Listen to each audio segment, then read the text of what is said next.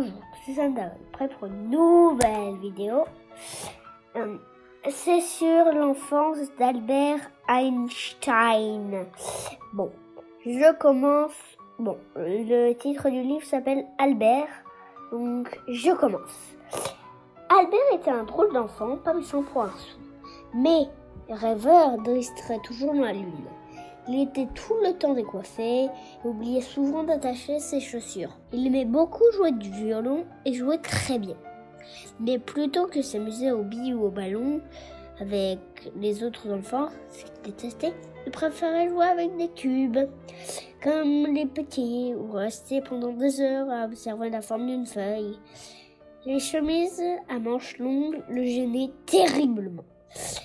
Aussi, chaque fois qu'il le pouvait, il coupait les manches de sa chemise. Ses petits voisins lui proposèrent souvent de jouer à la guerre, mais cela ne l'intéressait pas. Il préférait poursuivre les poules de jardin pour essayer d'en faire ses amis. Il ne se sentait vraiment bien qu'en compagnie de sa sœur, Maya, qui était tout son portrait. Un jour, ses cousins vinrent en visite chez lui. Au lieu de partager leurs jeux pendant tout le temps de leur visite, il resta avec Maria pour observer longuement une colonie de fourmis, plutôt appelée fourmilière. Albert est vraiment bête, dirent les cousins en repartant chez eux. Albert était très différent des autres enfants. Son papa et sa maman étaient ennuyés parce qu'il n'était pas un bon élève.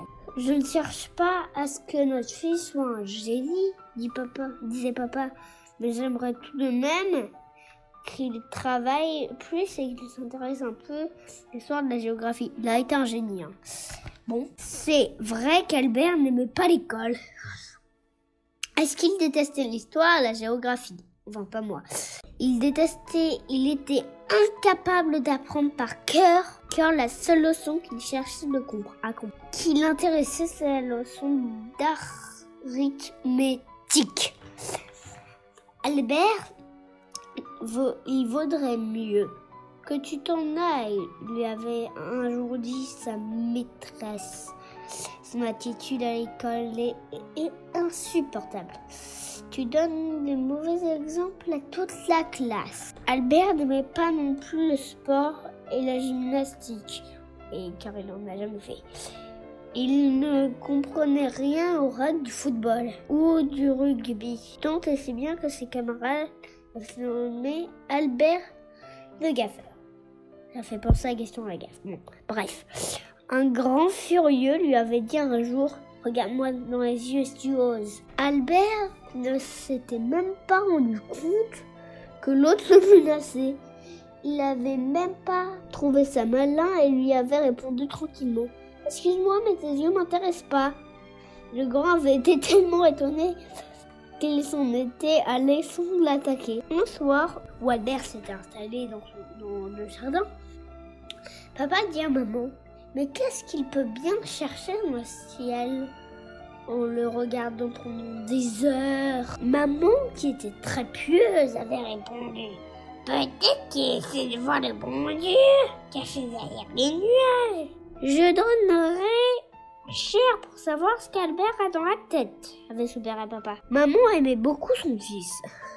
Elle avait même fait reproduire la photo d'Albert, bien coiffé, une fois pour toutes, sur une tasse. Comme ça, tu bois Albert. Voilà.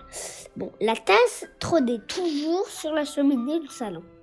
Le soir, Albert et maman improvisaient des petits concerts. Mais sauf qu'il n'y avait personne. Bon.